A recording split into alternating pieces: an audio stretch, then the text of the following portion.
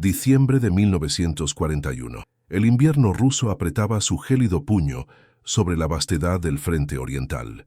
El aire, cortante como una navaja, transportaba el olor metálico de la pólvora y el diésel pesado de las divisiones Panzer. El suelo, una costra de hielo y nieve, crujía bajo las botas de la Wehrmacht. Avanzaban, invencibles. La máquina de guerra alemana, calibrada para la victoria rápida, parecía no tener límites. Desde el verano, el avance había sido implacable. Una ola de hierro y fuego barrió la Unión Soviética, aplastando todo a su paso. La confianza alemana era palpable, casi arrogante. Los soldados, con sus uniformes grises, reían, fumaban y creían en la victoria inminente. El olor a tabaco barato se mezclaba con el humo de las aldeas en llamas. El sonido distante de los disparos de ametralladora era solo el latido de la conquista. Berlín soñaba con una Rusia de rodillas antes de Navidad, un nuevo Reich, glorioso y eterno. La ambición política de Hitler era una llama ardiente, alimentada por la aparente debilidad de sus enemigos, a quienes veía como subhumanos, indignos de existir. Pero lo que no sabían es que, bajo el hielo y la nieve, se alzaba una fuerza inesperada e indomable, una fuerza forjada en el dolor, la pérdida y la furia de una nación al borde del abismo. No eran solo hombres, eran mujeres. Mujeres que empuñaban fusiles, pilotaban aviones, manejaban tanques y que, con su brutal resiliencia, se convertirían en el infierno helado de los invasores. Ellas, despreciadas y subestimadas, estaban a punto de reescribir el significado de la guerra y el sacrificio. La historia que estás a punto de presenciar es la suya.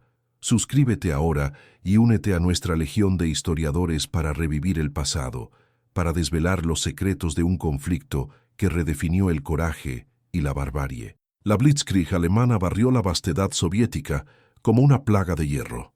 En el verano de 1941, el avance parecía imparable. Las divisiones de tanques, los temibles Panzer, rasgaban las defensas soviéticas como papel, sus orugas aplastando la tierra y la esperanza. La infantería disciplinada e implacable limpiaba lo que quedaba, sus gritos de Heil resonando por los campos de centeno. Ardían aldeas. Un humo negro ascendía a los cielos, transportando el olor acre de la madera quemada y los cuerpos. Cayeron ciudades enteras: Minsk, Kiev, Smolensk. La máquina de guerra alemana, engrasada con la ideología de la supremacía, avanzaba a una velocidad vertiginosa, dejando un rastro de destrucción y desesperación. Los soldados alemanes, confiados en su poder, veían a los soviéticos como una raza inferior, fácil de dominar. Pero entonces llegó el punto de inflexión. No un general enemigo, no una nueva arma secreta. Fue el clima. El invierno, un enemigo invisible, empezó a morder. Primero, el lodo incesante del otoño, que atascaba tanques y camiones, convirtiendo las carreteras en ríos de arcilla. Después, el frío. Un frío que calaba hasta los huesos, que congelaba el aceite de los motores y el valor en los corazones. Las temperaturas cayeron a niveles extremos, 30, 40 grados Celsius. El olor a muerte se mezclaba ahora con el hielo. El sonido alegre de los avances dio paso al crujido de los engranajes congelados y al murmullo de la desesperación. Lo que era una Blitzkrieg se convirtió en una guerra de desgaste. Lo que era una victoria segura se transformó en una pesadilla helada. Llegaron las primeras nevadas densas y crueles. La visibilidad disminuía, los suministros no llegaban. La línea del frente se extendía miles de kilómetros, una herida abierta en la estepa rusa. La sonrisa confiada de los soldados alemanes empezó a contraerse en una mueca de dolor y miedo. No estaban preparados para aquello. Sus uniformes eran inadecuados, sus equipos fallaban.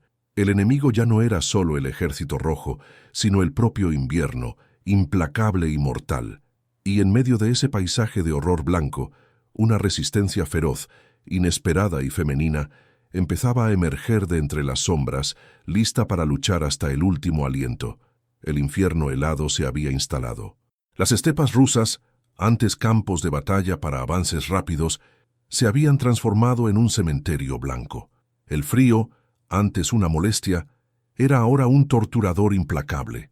Para los alemanes, cada paso en la nieve era una batalla contra la hipotermia. Dedos congelados, pies gangrenados, el castañeteo de los dientes se mezclaba con el viento aullante. El olor a diésel y pólvora dejaba paso al hedor de la carne congelada y las heridas abiertas. Sus delgados uniformes eran una broma cruel frente a la furia del invierno. La confianza arrogante se derritió como la nieve bajo el sol de verano, pero el sol nunca llegaba. La moral caía en picado, más rápido que el mercurio en los termómetros rotos. Al otro lado, las mujeres soviéticas no eran un ejército de retaguardia ni únicamente enfermeras. Eran francotiradoras de élite, ojos de águila que cazaban a los invasores a través de las miras de sus fusiles Mosin Nagant. Eran pilotos, las brujas de la noche, que con sus biplanos de madera y lona zumbaban sobre las líneas enemigas, lanzando bombas en ataques nocturnos que parecían susurros de muerte. Eran tanquistas, ingenieras, guerrilleras que conocían cada sendero del bosque nevado, cada escondite, cada trampa que el invierno podía ofrecer. Eran la vanguardia de una resistencia desesperada, impulsadas por una furia silenciosa pero letal. En aldeas en ruinas, la lucha era cuerpo a cuerpo, brutal, visceral. El sonido de las bayonetas chocando, el grito ahogado de un hombre, el chasquido seco de un disparo de fusil, la sangre, de un rojo vibrante, manchaba la nieve inmaculada, congelándose casi al instante, transformando el campo de batalla en un lienzo de horror abstracto. Mujeres, con los rostros curtidos por el frío y la guerra, avanzaban entre los escombros, sus fríos fusiles en las manos, su aliento formando densas nubes en el aire gélido. No eran frágiles, eran la encarnación de la venganza. Las emboscadas eran constantes. En bosques de abedules congelados, donde el silencio solo era interrumpido por el crujir del hielo y el graznido de los cuervos hambrientos, grupos de partisanos, muchas de ellas mujeres, esperaban. Un convoy alemán, con sus motores rugiendo en la nieve profunda, se aproximaba. El olor a humo de cigarrillo de los soldados, antes una señal de alivio, era ahora un presagio de muerte. De repente, un infierno de plomo y metralla. Gritos en alemán, el sonido de las ametralladoras rasgando el aire, el olor a cordita quemada. Los cuerpos caían en la nieve, con los ojos fijos en el cielo gris. Para los alemanes, el enemigo estaba en todas partes, invisible, implacable. La idea de que las mujeres pudieran ser tan letales, tan eficientes, era un golpe que desmantelaba su propaganda de superioridad. Los civiles, atrapados entre los bandos en conflicto, vivían una pesadilla aparte. Familias enteras se hacinaban en sótanos húmedos y helados, con el estómago vacío y un miedo constante. El llanto de los niños hambrientos, ahogado por los bombardeos lejanos, era una melodía de desesperación. Ancianas, con la mirada perdida, enterraban a sus muertos en la tierra congelada, sin ceremonia, sin lágrimas, pues las lágrimas se helaban antes de caer. El hambre era una plaga, el tifus una sombra. La vida era un privilegio diario, conquistado con cada amanecer. Mientras la Luftwaffe alemana aún dominaba los cielos durante el día, las brujas de la noche operaban bajo el manto de la oscuridad. Sus pequeños Polikarpov Po-2, obsoletos para la guerra moderna, eran casi silenciosos, surgiendo de la penumbra como fantasmas, arrojando sus bombas y desapareciendo antes de que la artillería antiaérea pudiera reaccionar. El zumbido de sus motores era el sonido del terror para los soldados alemanes en las trincheras, un recordatorio constante de que ni siquiera la noche ofrecía refugio. Cada ataque era un golpe psicológico, una erosión de la ya frágil moral. La guerra ya no iba de grandiosos avances territoriales, iba de sobrevivir a la próxima hora, a la próxima ráfaga de viento, al próximo ataque. Era la lucha por la última rebanada de pan, por el último trozo de carbón. El aire estaba cargado con el olor de la desesperación y la promesa de más muerte. La máquina de guerra alemana, diseñada para el verano y la victoria rápida, se estaba desintegrando en el invierno ruso, atrapada en una trampa de hielo y hierro, donde el enemigo a menudo tenía rostro de mujer. El olor a muerte era ahora omnipresente, un hedor dulzón y fétido que se aferraba a la ropa, al pelo, al alma. Para los soldados alemanes, cada día era un ejercicio de deshumanización. Ellos que habían venido a conquistar se veían ahora acosados, congelados, hambrientos. La propaganda de un enemigo débil e inferior se desmoronaba con cada ráfaga de ametralladora que provenía de una sombra en el bosque, con cada bomba que caía de un avión casi invisible pilotado por una mujer. La fe en su propia superioridad se desvanecía, reemplazada por un terror gélido. El sonido de sus propios gemidos de dolor y el castañetear de sus dientes se convirtieron en la banda sonora de su fracaso. Las mujeres soviéticas, en cambio, estaban impulsadas por una fuerza que los invasores no podían comprender. No era solo disciplina militar, era una furia visceral, el dolor por la pérdida de sus hogares, de sus familias, la ofensa de ser llamadas subhumanas. Lyudmila Pavlichenko, la Dama de la Muerte, con sus más de 300 bajas confirmadas, se convirtió en una leyenda, un fantasma que acechaba las líneas alemanas. Su fusil, una extensión de su voluntad, era la voz de la venganza. El sonido seco de sus disparos era la sentencia de muerte para muchos, un susurro fatal en el silencio blanco. En Stalingrado, la batalla era una picadora de carne. Las mujeres operaban las fábricas bajo bombardeos constantes, produciendo armas que se usarían para defender cada calle, cada edificio. Otras, como francotiradoras, se acurrucaban entre los escombros, con la mirada fija, pacientes, esperando el momento justo. El olor a ladrillo quemado, a hormigón pulverizado se mezclaba con la sangre y la orina en las trincheras improvisadas. El combate era en cada piso, en cada habitación, una lucha brutal a cuchillo y bayoneta, donde la distinción entre combatiente y civil se desdibujaba. Los gritos de ¡hurra! De las defensoras resonaban, desafiando a la muerte. La crueldad de la guerra se revelaba en su forma más descarnada. Las ejecuciones sumarias eran comunes. Civiles, sospechosos de ayudar a los partisanos, eran ahorcados en la plaza pública, sus cuerpos balanceándose al viento helado como una advertencia macabra. El olor a muerte se mezclaba ahora con el olor a miedo. Para las mujeres que lo presenciaban, cada ahorcamiento era un nuevo combustible para el odio, una promesa silenciosa de retribución. La brutalidad alemana, destinada a quebrar el espíritu, solo lo endurecía. En los bosques y pantanos congelados, las guerrilleras, muchas de ellas jóvenes, algunas aún adolescentes, operaban con una eficacia brutal.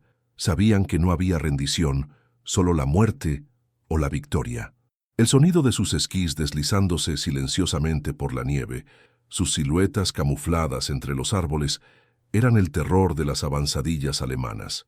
Atacaban puentes, líneas de comunicación, convoyes de suministros, convirtiendo la retaguardia enemiga en un campo minado. El olor a explosivos, el estallido de la madera, los gritos de pánico de los alemanes eran la sinfonía de su guerra particular. Las mujeres, tanto en el frente como en la retaguardia, cargaban el peso de la nación sobre sus hombros. Eran las madres que enterraban a sus hijos bajo la nieve, las esposas que esperaban a maridos que nunca volverían, las hijas que juraban venganza. Eran obreras que trabajaban 16 horas al día, exhaustas, hambrientas, pero sin rendirse jamás. El sonido de sus voces, a veces roncas por el cansancio, a veces llenas de canciones de resistencia, era la melodía de una resiliencia inquebrantable. El impacto psicológico era devastador para todos. Los soldados alemanes, antes confiados, ahora se veían atrapados en un laberinto de hielo y muerte, donde el enemigo parecía surgir de la nada, a menudo con un rostro inesperado. El miedo a la emboscada, a la bala de una francotiradora, al bombardeo nocturno de las brujas de la noche, convertía cada sombra en un enemigo, cada sonido en un presagio. La cordura se desintegraba junto con la disciplina. Mientras tanto, las mujeres soviéticas, a pesar de todo el sufrimiento, encontraban fuerza en la camaradería, en la fe en su causa, en la pura necesidad de sobrevivir y proteger lo que quedaba. No eran solo soldados, eran símbolos de una nación que se negaba a caer. El núcleo del conflicto ya no era solo sobre territorio o ideologías, era sobre la propia alma de la humanidad, puesta a prueba al límite en un infierno helado. donde la resistencia femenina se convertía en el arma más potente e inesperada. La trampa estaba tendida, y la Wehrmacht, antes invencible, ahora se sentía asfixiada por el hielo, el fuego y la furia de mujeres que se negaban a ser subhumanas. La trampa estaba tendida. No era una cerca de alambre de espino, sino una vastedad blanca e implacable, donde cada copo de nieve era un grano de arena en el reloj de arena del destino alemán. Las líneas de suministro, estiradas y frágiles, colapsaban bajo el peso del invierno y los ataques incesantes. El olor a diésel y pólvora, antes tan presente, dejaba paso al hedor del hambre, la gangrena y la desesperanza. Para los soldados de la Wehrmacht, el mundo se había encogido al perímetro helado de sus posiciones, un aislamiento brutal, donde cada amanecer era una tenue victoria contra la muerte. Las raciones disminuían cada día, pan congelado, patatas podridas. La escasez era una plaga más virulenta que cualquier enfermedad. El murmullo constante en los campamentos era de estómagos vacíos y dedos que ya no sentían el frío, solo el dolor lacerante de la necrosis. La munición se contaba. Los proyectiles de artillería antes abundantes se convirtieron en bienes preciosos. Los tanques, otrora símbolos de poder, yacían ahora como esqueletos de metal con los motores congelados, sin combustible, presas inmóviles en la nieve, mausoleos de una ambición fallida. El silencio de la estepa, antes solo el sonido de la naturaleza, se transformó en el sonido de la ausencia, de la ayuda que no llegaría. Pero este aislamiento, esta trampa mortal para los invasores, era un terreno fértil para la resistencia soviética, especialmente para las mujeres. Ellas conocían cada sendero secreto en los bosques de abedules, cada escondite en los pantanos congelados. Las guerrilleras, silenciosas como sombras, se deslizaban por los bosques, sus esquís haciendo un sonido casi imperceptible en la nieve. No solo cortaban las líneas de comunicación, las desintegraban. Los puentes volaban con un estruendo seco que resonaba por kilómetros. Los convoyes de suministros ardían en llamas, sus valiosas cargas reducidas a cenizas y humo ácido. El olor a explosivos y caucho quemado era el perfume del sabotaje, un recordatorio constante de que el enemigo estaba en todas partes. La vida civil, antes una rutina de trabajo y familia, se convirtió en una saga de resiliencia y horror. Familias enteras, desalojadas por bombardeos y avances enemigos, vagaban por la nieve. Refugiados, con sus rostros demacrados y ojos vacíos, arrastraban sus pertenencias en trineos improvisados, el llanto de los niños pequeños ahogado por el viento aullante. El olor a humo de sus casas quemadas, de sus aldeas en ruinas, se aferraba a sus ropas. En cada parada la búsqueda desesperada de comida, de un trozo de pan, de cualquier cosa que pudiera alejar el hambre un día más. Las mujeres, madres, hermanas, hijas, eran los pilares de esta travesía brutal, encontrando fuerza donde parecía no quedar nada, protegiendo a los más jóvenes con una ferocidad primordial. La disciplina de la Wehrmacht, antes legendaria, comenzó a desintegrarse. Desertores congelados y hambrientos simplemente desaparecían en la vastedad blanca, prefiriendo la posibilidad de morir solos a morir en una batalla sin esperanza. Las heridas autoinfligidas se volvieron más comunes, una huida desesperada de la línea del frente. La moral se desplomó. El miedo a la emboscada, a la bala precisa de una francotiradora, al zumbido fantasma de las brujas de la noche, transformaba cada sombra en un enemigo, el sonido de sus propios dientes castañeteando, el gemido de dolor de los compañeros, la tos incesante que rasgaba los pulmones, eran la sinfonía de su colapso. La crueldad, nacida de la desesperación, escaló. Las ejecuciones sumarias de civiles sospechosos de colaboración con los partisanos se convirtieron en espectáculos macabros, cuerpos colgados de árboles congelados, balanceándose al viento, una advertencia brutal. El olor a sangre y carne humana quemada se mezclaba con el aire helado, una mancha indeleble en el paisaje y en el alma. Para las mujeres soviéticas que presenciaban estas atrocidades, cada acto de barbarie no quebraba su espíritu, sino que lo endurecía, transformando el dolor en una furia fría y calculadora. Sabían que la rendición significaba la muerte, o algo peor. La resistencia era la única opción, el único honor. Las brujas de la noche, con sus biplanos Polikarpov Po-2, continuaban su guerra psicológica. El suave sonido de sus motores, casi inaudible hasta que era demasiado tarde, era el heraldo del terror. Caían bombas, pequeñas pero precisas, alcanzando depósitos de munición, puestos de mando, campos de concentración improvisados. El olor a cordita y metal destrozado, los gritos de pánico de los alemanes, eran la prueba de que ni siquiera la oscuridad ofrecía refugio. La idea de ser cazados por mujeres, a las que despreciaban como subhumanas, era un golpe demoledor para su psique, un recordatorio constante de su fracaso en comprender la verdadera naturaleza de la resistencia. El asedio no era solo militar, era existencial. Los alemanes estaban atrapados no solo por el hielo y la nieve, sino por la incomprensión de un enemigo que se negaba a caer, que se levantaba de sus ruinas con una ferocidad inesperada. Las mujeres, con su resiliencia y furia, habían transformado la vastedad rusa en una trampa, un infierno helado del que pocos escaparían ilesos, donde la esperanza de victoria se desintegraba frente a una resistencia forjada en el dolor y la venganza. El invierno, el cerco y la furia de las mujeres soviéticas habían llevado a la Wehrmacht a su punto de ruptura. El fin estaba en el aire, un olor agridulce a desesperación y agotamiento. Para los alemanes, la retirada no era una opción estratégica, sino una necesidad brutal, una carrera contra la muerte que venía en forma de balas, de frío y de hambre. Las órdenes de mantener la posición a toda costa se convirtieron en ecos vacíos, superadas por el rugido del estómago vacío y el crujir de los huesos congelados. El sonido de los cañones soviéticos, antes lejano, era ahora un martillo golpeando la puerta de su existencia. En Stalingrado el clímax fue una pesadilla urbana, una carnicería sin precedentes. Los últimos focos de resistencia alemana estaban cercados, los suministros cortados, la esperanza era inexistente. El olor a muerte era tan denso que parecía tener textura propia mezclándose con el polvo de hormigón y el hollín.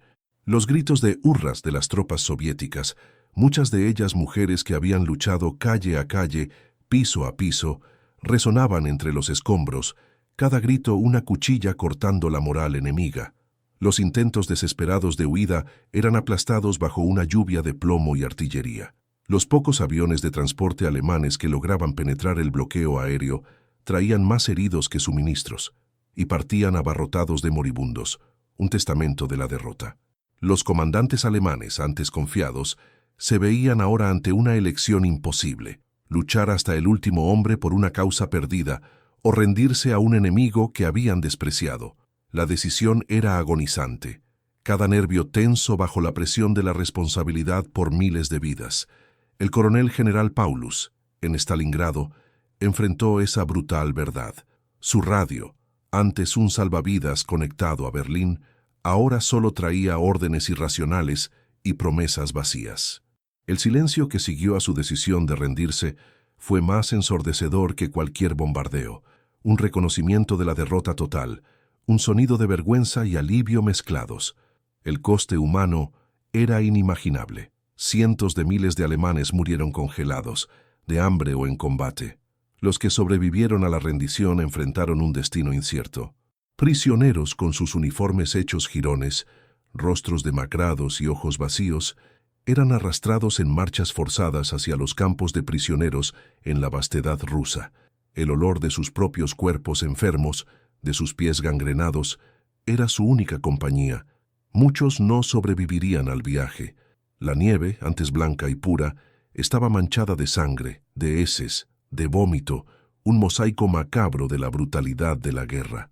Las mujeres soviéticas, muchas de ellas heridas y exhaustas, presenciaban la rendición con una mezcla de triunfo y tristeza.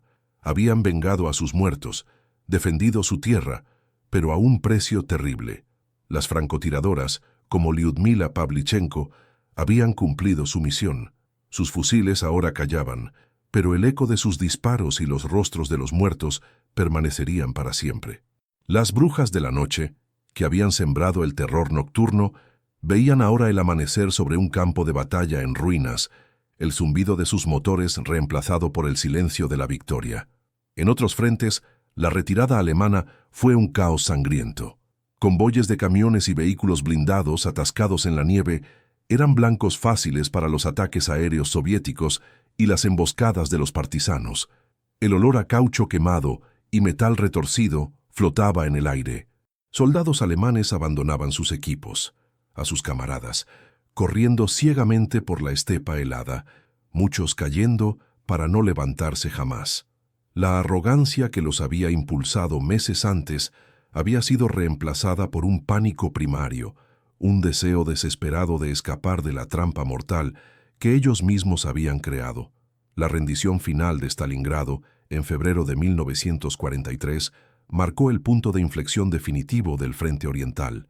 El sonido de los disparos cesó, reemplazado por el gemido de los heridos y el pesado silencio de la derrota. Para los alemanes era el infierno en la tierra. Para las mujeres soviéticas que habían luchado y muerto para alcanzar ese momento, era una victoria amarga, bañada en lágrimas y sangre, un testimonio de su resiliencia inquebrantable. Pero la guerra aún no había terminado y el camino hacia la paz sería largo y aún más sangriento. El coste humano, sin embargo, ya era inconmensurable, y las cicatrices de esta batalla épica se sentirían por generaciones. La decisión de luchar hasta el final, de no ceder un palmo de terreno, había sido validada, pero a un precio que aún hoy nos atormenta.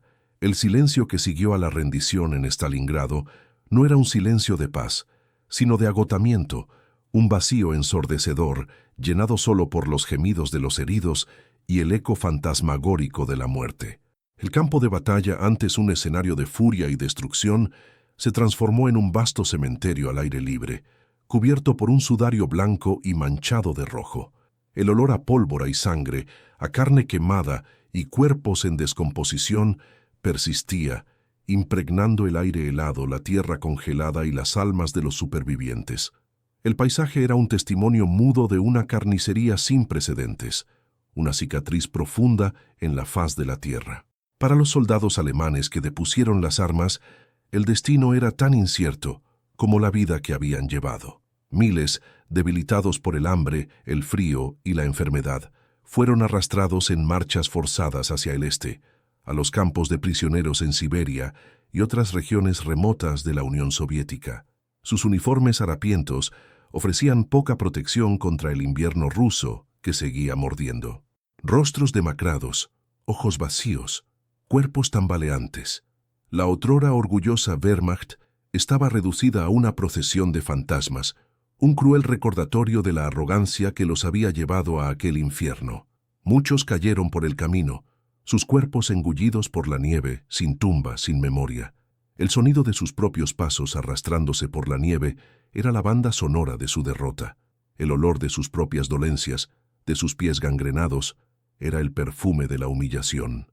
La lección brutal del frente oriental comenzaba a escribirse con la sangre y el sufrimiento de estos prisioneros. La ideología de superioridad racial, que los había llevado a ver a los soviéticos como subhumanos, se desintegraba ante la realidad de su propia vulnerabilidad y la resiliencia indomable de sus enemigos. Habían subestimado no solo la vasta geografía y el invierno implacable, sino la fuerza inquebrantable de un pueblo que luchaba por su propia existencia. La arrogancia militar, alimentada por victorias fáciles en el oeste, se había estrellado contra un muro de hielo y furia en el este. Pero la victoria soviética también tuvo un coste atroz.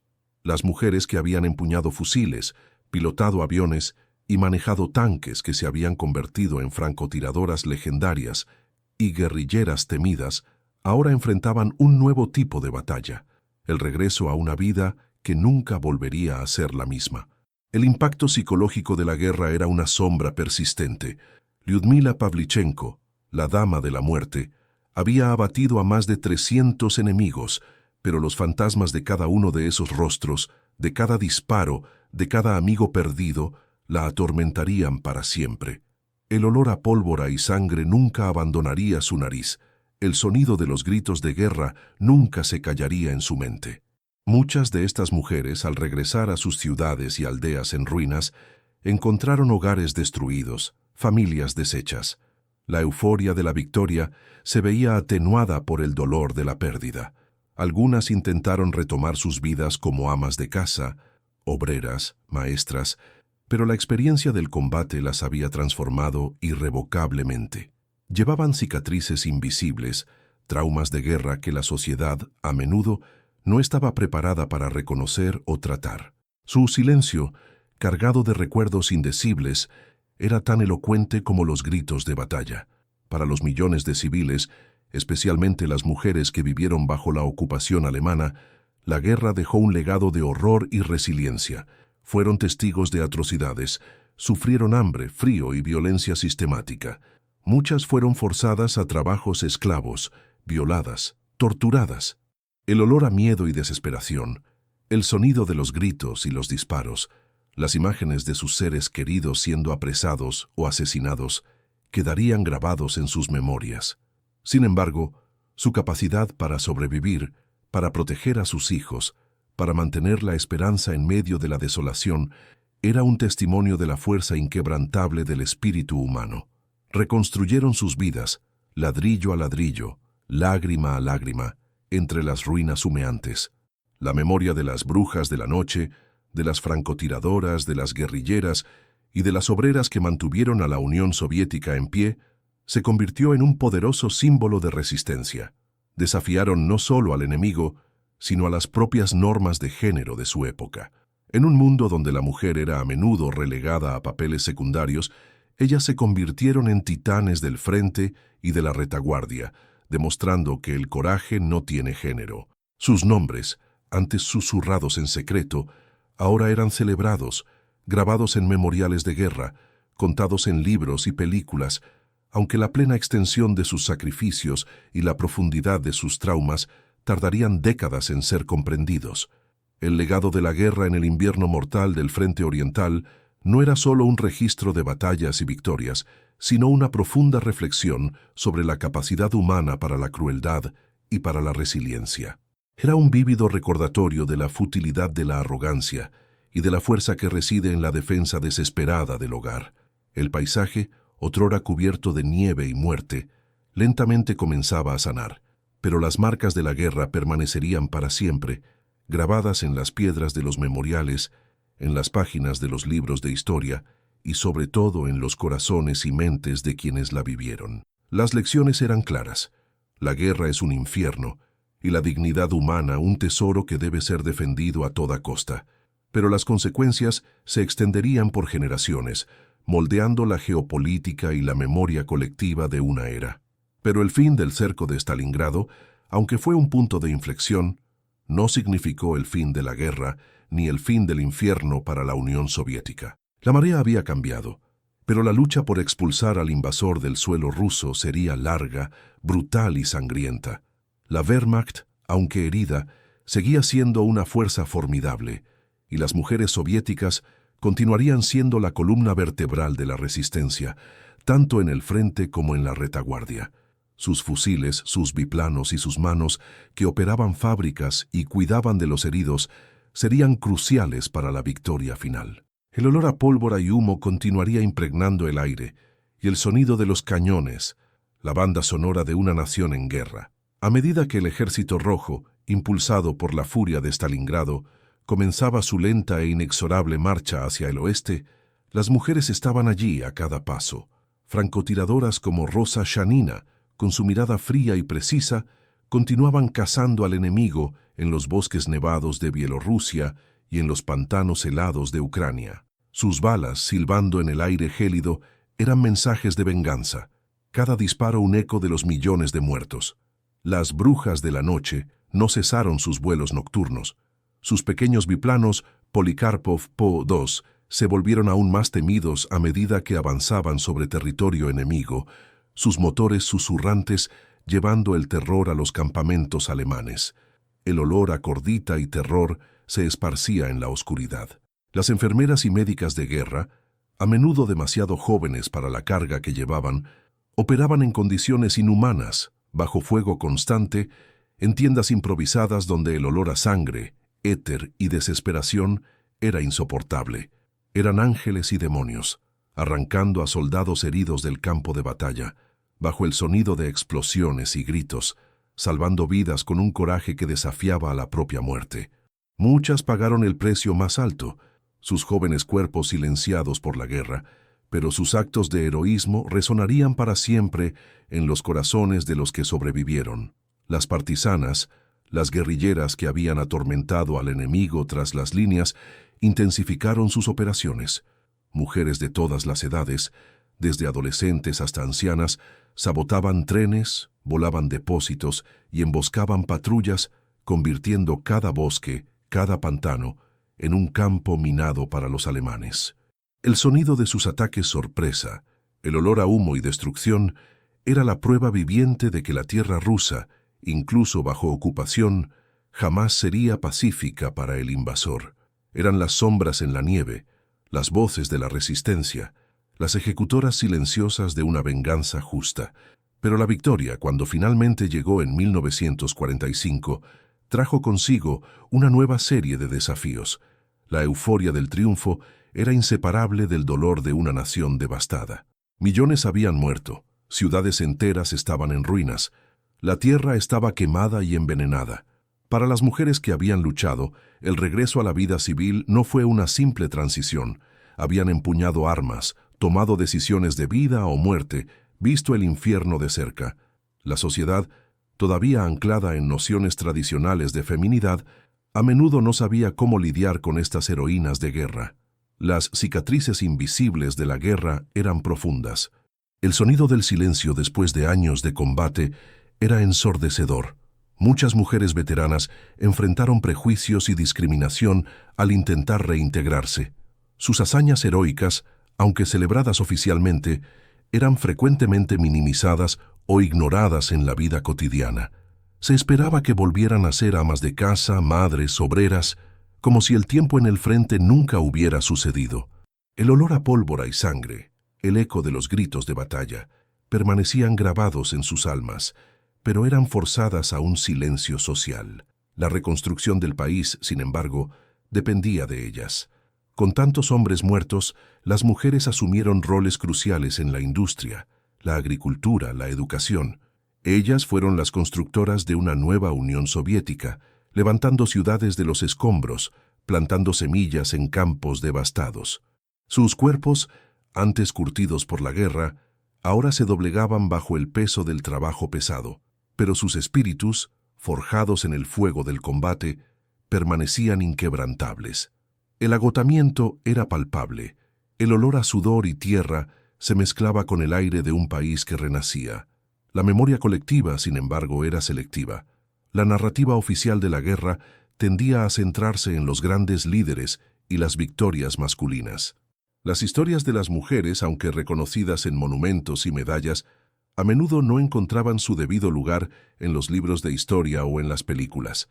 Era un silencio forzado, una forma de borrar la complejidad de su contribución y el trauma que cargaban.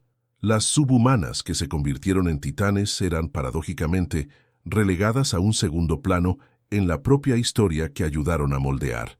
El legado del Frente Oriental para ellas era una lucha continua por la memoria y el reconocimiento. Las décadas pasaban y el silencio impuesto a las veteranas de guerra se convirtió en una llaga abierta, una herida que supuraba en secreto. Habían sobrevivido al infierno en la tierra, pero la batalla interna estaba lejos de terminar. Los sonidos de la guerra, los gritos de los moribundos, el olor a pólvora y sangre, no podían simplemente barrerse bajo la alfombra de la memoria. Por la noche, muchas pesadillas las acosaban, reviviendo los horrores del frente, las emboscadas en la nieve, los rostros de los camaradas perdidos. La sociedad, ansiosa por pasar página y reconstruir, a menudo no tenía espacio para la complejidad del trauma de guerra femenino. Se esperaba que fueran fuertes, que fueran madres, esposas, constructoras, pero no que fueran guerreras con almas heridas. El impacto psicológico era profundo y persistente. Muchas sufrían de insomnio, ansiedad crónica y depresión, síntomas que hoy reconocemos como trastorno de estrés postraumático. Pero en la época había poca comprensión o apoyo para estas cicatrices invisibles. El silencio era la regla, la discreción, la virtud. Compartir sus historias de combate, de matar y de sobrevivir a atrocidades, a menudo se consideraba algo poco femenino, o peor, como una señal de debilidad. El olor a vodka, un refugio para algunos veteranos, se convirtió también en el perfume amargo de muchas de estas mujeres que intentaban ahogar el dolor y el miedo en un vaso. La vida doméstica, para muchas que regresaron, era un campo de batalla diferente. El mando y la autonomía que habían ejercido en el frente contrastaban brutalmente con las expectativas sociales de su misión. Los matrimonios se rompían, las relaciones familiares eran tensas. ¿Cómo podía una mujer que había comandado un pelotón o pilotado un avión de combate conformarse con un papel donde su voz no era escuchada? El sonido de la máquina de coser o de la cocina parecía insignificante después del rugido de los tanques y el zumbido de los biplanos. La dicotomía era agonizante, un abismo entre quienes habían sido y quién la sociedad esperaba que fueran. Para los niños que crecían en las ruinas de la guerra, las madres y tías que habían luchado eran figuras complejas. Llevaban una fuerza silenciosa, una dureza en la mirada que contaba historias que la boca no pronunciaba. Algunas madres, para proteger a sus hijos de los horrores que habían visto, simplemente no hablaban. El olor a tierra mojada y moho de las casas reconstruidas, el sonido de las canciones de cuna, eran intentos de crear una normalidad que la guerra había robado. Pero la ausencia de padres, hermanos y tíos, la visión de miembros mutilados y el constante recordatorio de la escasez eran ecos persistentes del conflicto. A pesar del silencio oficial, la memoria popular comenzó a tejer las historias de estas mujeres en leyendas. Las brujas de la noche se convirtieron en cuentos susurrados de heroísmo y terror. Las francotiradoras como Lyudmila Pavlichenko eran celebradas en mítines y en carteles de propaganda, pero la persona detrás del mito, la mujer que cargaba el peso de cientos de vidas arrebatadas, permanecía en gran parte incomprendida. El gobierno soviético, aunque reconocía sus hazañas con medallas y honores, rara vez profundizaba en la discusión sobre el sufrimiento y los desafíos que enfrentaron al regresar. La narrativa era de victoria y sacrificio glorioso, no de trauma y reintegración difícil. Solo décadas más tarde, con la apertura de archivos y el surgimiento de nuevas generaciones de historiadores e investigadores, las voces de estas mujeres comenzaron a ser rescatadas del olvido. Entrevistas, diarios y memorias, antes ignorados o censurados, revelaron la profundidad de su experiencia. El olor a papel viejo y polvo en archivos polvorientos comenzó a liberar los ecos de sus voces, sus dolores, sus victorias. La imagen de la mujer soviética en la guerra, antes unidimensional, empezó a ganar la complejidad y la humanidad que siempre tuvo. Estas revelaciones sacaron a la luz no solo los actos de coraje extraordinario, sino también las injusticias y los prejuicios que las acompañaron. La lucha por la memoria, por la inclusión de sus narrativas completas en el canon histórico, se convirtió en una extensión de la propia batalla que libraron. Era una lucha contra el olvido, contra la simplificación, contra la negación de su albedrío y su sufrimiento. El sonido de sus historias, una vez ahogado, comenzó a resonar, un tributo tardío a su resiliencia inquebrantable. El legado del Frente Oriental y el papel de las mujeres en este escenario de horrores trascendió las fronteras de la Unión Soviética. Se convirtió en un testimonio universal de la capacidad humana para resistir la opresión, para luchar por la dignidad y para sobrevivir a lo inimaginable. Las mujeres, tratadas como subhumanas por sus enemigos, demostraron ser la esencia misma de la humanidad, en su forma más valiente y resiliente. Sus hazañas, antes susurradas o silenciadas, ahora clamaban por reconocimiento, un grito que resonaba a través del tiempo, exigiendo que el mundo nunca más olvidara el precio de la guerra y la fuerza de quienes la enfrentaron. La nieve que cubrió sus cuerpos y sus dolores se derritió, pero las huellas de sus pisadas en la historia permanecerían para siempre. El legado del Frente Oriental y el papel de las mujeres en este escenario de horrores trascendió las fronteras de la Unión Soviética. Se convirtió en un testimonio universal de la capacidad humana para resistir la opresión, para luchar por la dignidad y para sobrevivir a lo inimaginable. Las mujeres, tratadas como subhumanas por sus enemigos, demostraron ser la esencia misma de la humanidad, en su forma más valiente y resiliente. Sus hazañas, antes susurradas o silenciadas, ahora clamaban por reconocimiento, un grito que resonaba a través del tiempo, exigiendo que el mundo nunca más olvidara el precio de la guerra y la fuerza de quienes la enfrentaron. La nieve que cubrió sus cuerpos y sus dolores se derritió, pero las huellas de sus pisadas en la historia permanecerían para siempre. Hoy los campos de batalla helados del frente oriental aún guardan secretos, pero las voces de las mujeres que lucharon por fin están siendo escuchadas. El sonido de sus testimonios, antes ahogado por el ruido de la propaganda y el peso del olvido, ahora resuena con claridad, revelando el verdadero rostro de la guerra y la complejidad del heroísmo. Monumentos de piedra y acero se erigen en su honor, pero el verdadero tributo reside en la comprensión de que el coraje no tiene género y la resiliencia humana puede florecer incluso en el más brutal de los inviernos. El aroma de la historia, una mezcla de pólvora antigua y esperanza renovada, se cierne sobre estos lugares sagrados.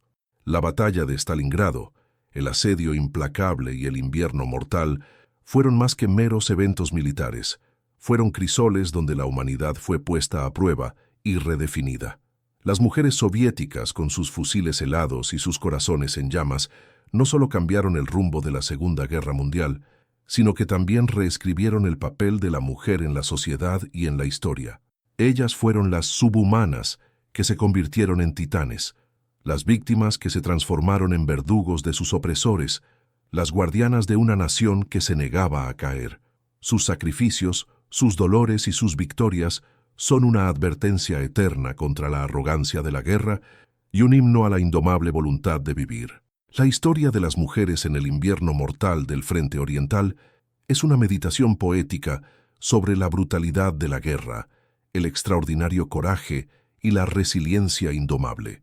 Cada ruina es un grito contra la guerra, y la sangre en la nieve es un recordatorio eterno del precio de la libertad y la dignidad humana. Ellas, tratadas como subhumanas, emergieron como titanes de la resistencia, forjando su propio destino y el de una nación. Dale me gusta, comparte y suscríbete para más historias épicas. ¿Qué batalla quieres ver a continuación? Deja tu comentario y únete a nuestro viaje por el pasado.